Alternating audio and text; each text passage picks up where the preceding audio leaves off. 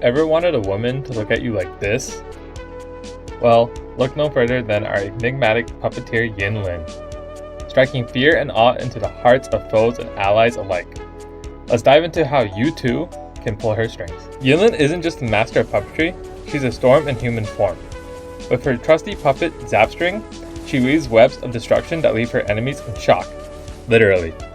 Starting with her basic attack, Yinlin lets loose Zapstring for an electrifying 4-hit combo.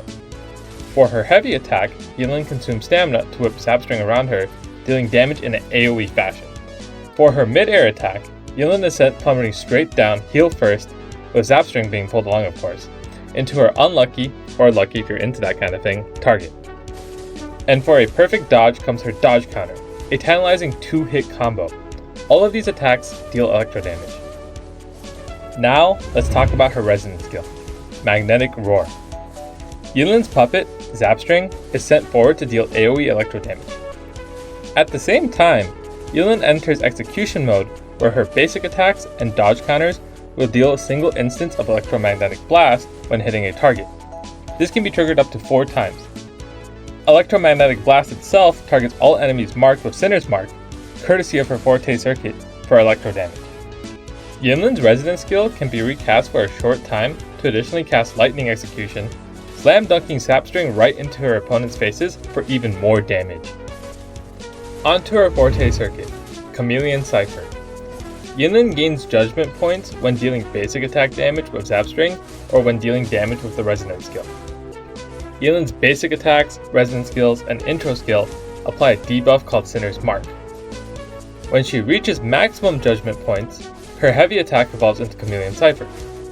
Triggering Chameleon Cipher nets greater damage, and when a target marked with Sinner's Mark is hit, this debuff is replaced with Punishment Mark. When a target marked with Punishment Mark is struck, Judgment Strike will fall upon all targets marked with Punishment Mark for additional damage. Talk about shock and awe. Up next, we have Yinlin's Resonance Liberation, Thunder Wrath. Yinlin commands Zapstring to bring the thunder in a large range for massive electro damage. I wonder if she's acquainted with Zeus. That aside, let's talk about Yinlin's intro and outro skills. For her intro skill, Yinlin enters the fray with Zapstring in hand to deal electro damage at range.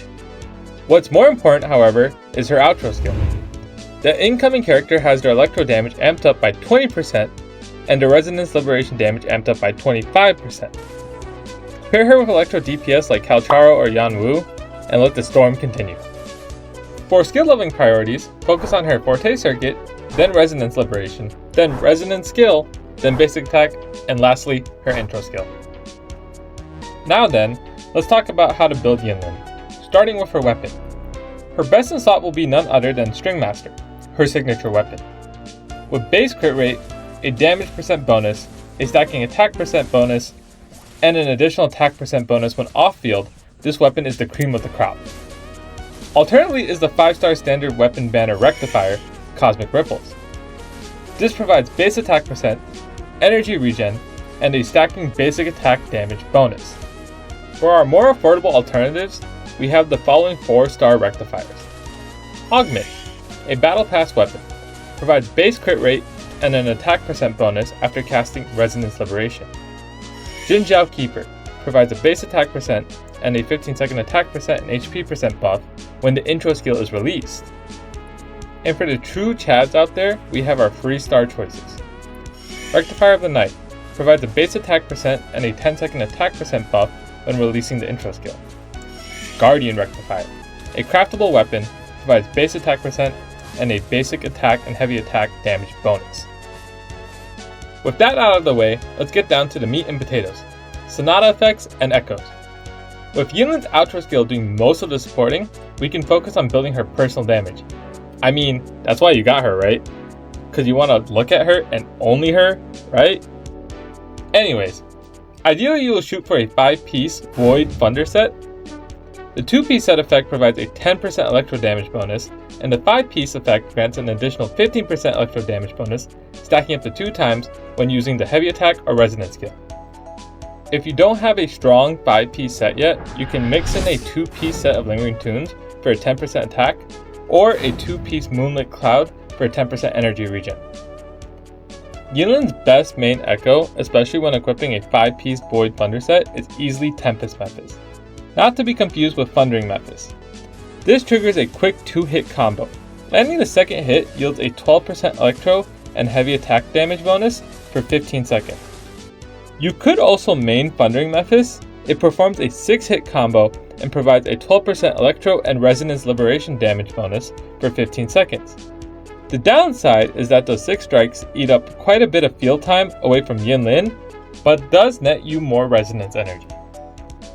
If you're looking to build a more supportive Yinlin, opt for Impermanence Haran. When landing the initial attack of this echo, the current character regenerates 10 resonance energy. If the outro skill is triggered within 15 seconds following that initial attack, the incoming character gains a 12% damage bonus for 15 seconds.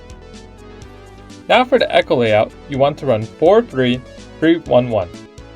You can run 4-4-1-1-1 as an alternative until you have a better 4-3-3-1-1 set.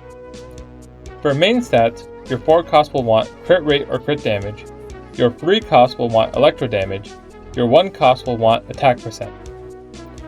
For substats, prioritize energy regen, then crit rate and crit damage, then attack percent, then flat attack and resonance skill damage percent. So gear up and embrace the thunder with Yinlin, because when she strikes hard and leaves nothing but ashes in her wake.